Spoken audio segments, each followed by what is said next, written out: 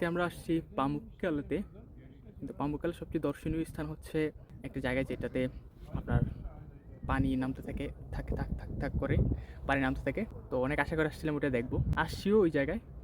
আমি যেখানে বসে আছি এখন এটার সামনেই ওই জায়গাটা। কিন্তু সবচেয়ে কষ্টের বিষয় হচ্ছে শীতের সময় এই জায়গাটা শুকিয়ে যায়, পানি থাকে না। সো পানি যখন থাকে তখন ওই থাকগুলা সাদা দেখা যায়, পানিগুলা নীল দেখা যায়। খুবই সুন্দর লাগে, বিউটিফুল লাগে।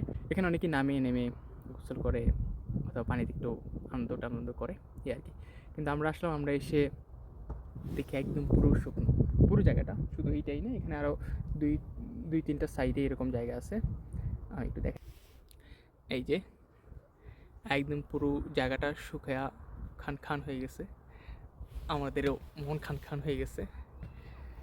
একটু কোনায় যাই, এই যে এই পাশটা একদম শুকিয়ে আছে। তো আর কি করার, বাবুকে যে ক্যালেজগুলো দেখা যাচ্ছে ওগুলো দেখে আমরা হয়তো চলে যাব, আর দুই একটা স্থানে যেতে পারি আমরা।